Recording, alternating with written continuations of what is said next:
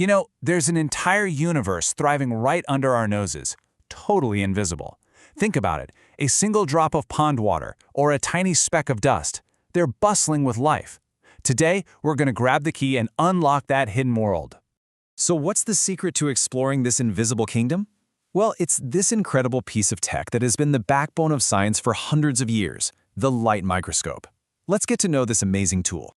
So our journey really begins with a simple fact. What we can see with our own eyes is just a tiny, tiny fraction of what's actually out there. The microscope is basically our portal. It lets us step beyond our own limits and into the world of the unbelievably small. Okay, before we can go exploring, we've got to get to know our vehicle. And this isn't just some complicated machine, it's a genuine instrument of discovery. So let's break down the essential parts you're going to be using. Yeah, I know. At first glance, it can look a little intimidating with all the knobs and lenses. But don't worry, every single part has a pretty simple job to do. Let's get acquainted with the key players that make the magic happen.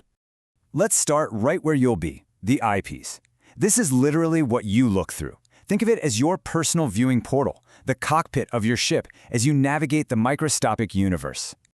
And these are the engines that give you all that magnifying power. The objective lenses, they're mounted on this rotating turret, called the revolving nosepiece.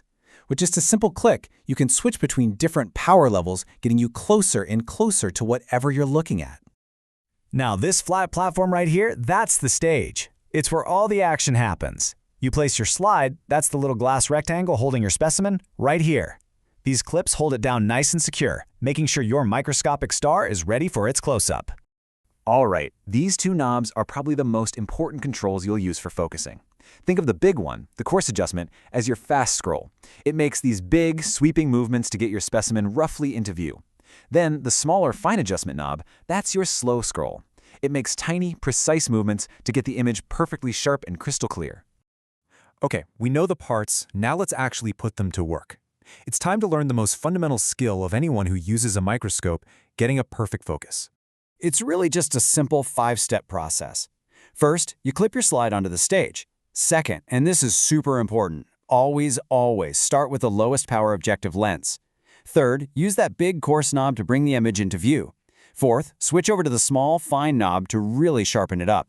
And last, if you want to zoom in more, just switch to a higher power lens and use only the fine knob to tweak the focus. That's really all there is to it. And here's your reward for getting those steps right. A beautiful, clear view of a single liver cell. All of a sudden, the idea of a cell isn't just a word in a textbook anymore. It's a real thing you can see. This is that aha moment of discovery, the same kind of moment that lets scientists realize that all life is made of these tiny building blocks, which, completely changed biology forever. But, seeing something amazing is really just the first step.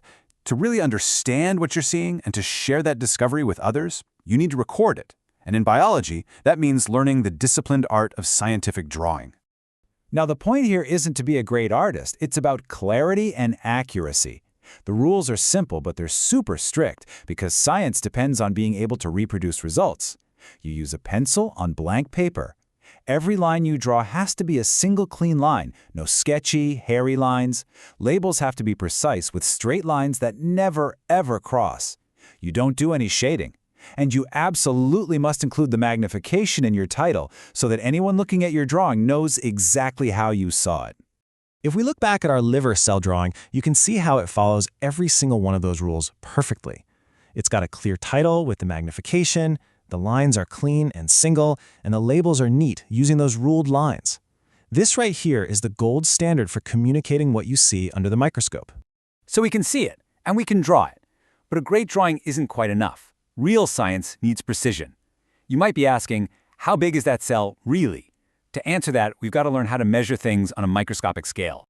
To measure something this tiny, you need some special tools. What you're looking at here are the two rulers of the microscopic world. That little ruler you see in your view is called an eyepiece graticule, and it's sitting on top of something called a stage micrometer. They work together to let you put actual numbers on what you're seeing. Okay, so the eyepiece graticule is just a little glass disc with a ruler etched on it that sits inside your eyepiece. Now here's the key thing to get. The units on this ruler don't actually mean anything on their own.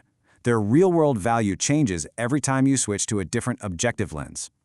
That's why you have to calibrate it using the stage micrometer, which has markings of a known fixed length for every single magnification you use.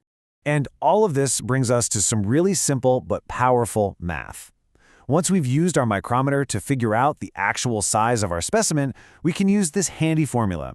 The image size equals the actual size times the magnification. And this little formula triangle here is a great way to remember how to find any one of those three things if you know the other two. Wow, okay, so we have covered a ton of ground. We've met our microscope, we've figured out how to bring a hidden world into focus, how to draw it like a scientist, and even how to measure it. You basically have the foundational skills of a biologist now. Everything we've gone over today really boils down to three core skills: the ability to observe clearly, to draw accurately, and to measure precisely. If you can master these three things, you are totally equipped for some real scientific exploration. So, we're ending right back where we started, but now you have a totally new perspective. You now hold the key to that world that's been hidden in plain sight all along.